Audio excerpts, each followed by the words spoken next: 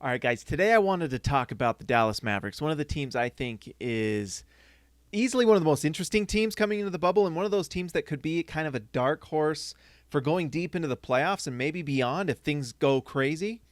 A really fun team that I just want to talk about, and it really comes down to when you talk about the Dallas Mavericks is Luka Doncic, who has been an absolute superstar since he's entered the league. He has been better than I think anyone expected. If anyone knew he would be this good, he would have obviously been number one overall. So Dallas gets him in an absolute steal of a trade. He has been just such a dominant force, and you see that in the Dallas Mavericks offensive rankings throughout this last season before the pandemic. They were like, before the Dwight Powell injury, I believe they were the number one offense in the league, and it wasn't even actually close.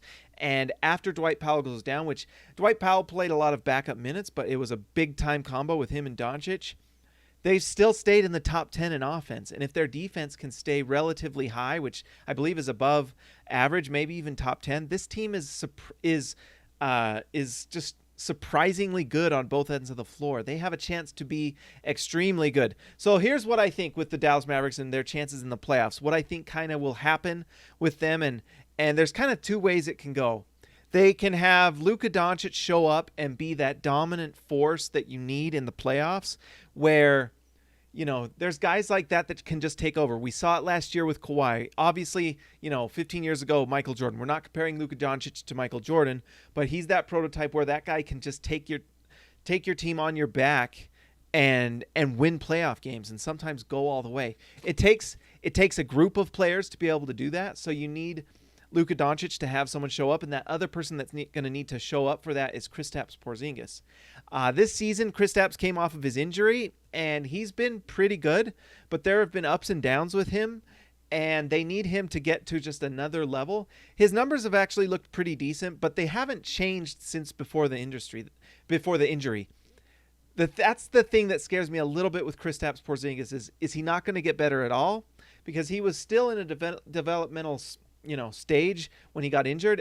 Before his injuries, he was just an absolute monster for New York. And people forget that when Kristaps Porzingis was with New York and he was at his peak, he was killing it. And I know you've got that New York media hype machine and everything, but he was like a dominating force. And he was getting like 27 and 10 at times and just being an absolute force, winning games in New York of all places. And so if you're Dallas, what you're banking on is that I keep saying Doncic, that Kristaps Porzingis can come over and do those same things and get to those heights. And the player that's going to be able to do that for him is Luka Doncic. And that's why I think they have a chance to be really, really good, because if Kristaps Porzingis can reach a high level and close to where he was with New York and maybe even better, then this team is elite, because in Kristaps Porzingis you have the rim protection, and then on offense you have that incredible shooting and spacing, and that spacing helps Luka Doncic, who's just an absolute bull going to the rim, and then combine that with shot making and his passing. I mean, he's really the perfect basketball player. I didn't realize he'd be this good. I didn't realize, because what I thought when I first saw Doncic in the draft videos and stuff is that he would be a really good NBA player, but I wondered if he would have the speed and athleticism to do what he did in Europe and here, and he's shown that he's even better than we thought. It's a combination of just surprising athleticism with just incredible strength and an understanding of how to use his body and get to the rim, bump off his defenders, get to the line. He's an incredible ISO player. Just a fantastic player. Luka Doncic is top 10 player in the NBA probably right now. It's crazy, but he's right there, and who knows how good he can be. But already right now, he is a star that can lead his team deep in the playoffs. And we know that Luka Doncic in the playoffs in Europe has gone all the way in different tournaments and things. This guy is not used to pressure in big moments, and so there's he's not going to come into these NBA playoffs and be any different. It's really going to be, can the team around him get to that level as well? We mentioned it earlier. The Dwight Powell injury really hurts.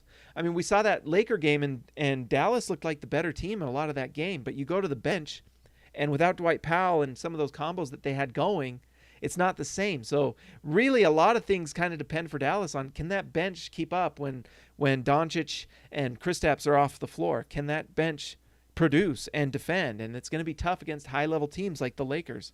And so you probably are going to see a lot of Doncic. And can Doncic play 40 minutes a game? Because that's probably what's going to have to happen if they want to win playoff games. But that's the playoffs.